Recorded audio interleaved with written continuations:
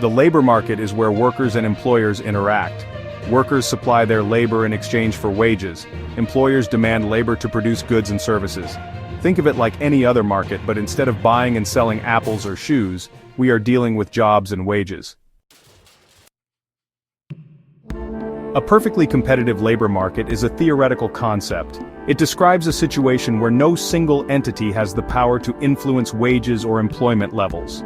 In this ideal market, wages are determined solely by the forces of supply and demand. Several conditions must be met for a labor market to be considered perfectly competitive. First, there must be many buyers and sellers of labor. No single firm or worker should be large enough to influence the market wage. Second, all workers must be identical in terms of their skills and abilities. This ensures that employers are indifferent between hiring one worker over another.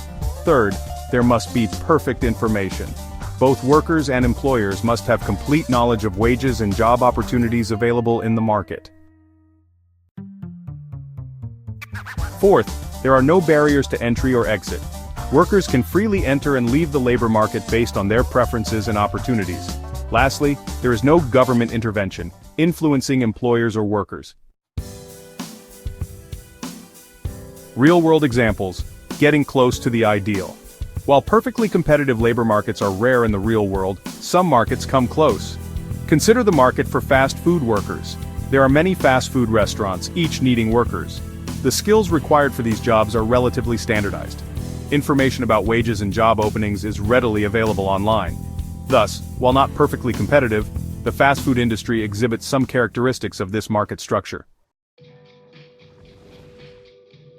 The importance of understanding labor market competition. Understanding the concept of perfect competition in labor markets is crucial. It provides a benchmark against which we can compare real-world labor markets.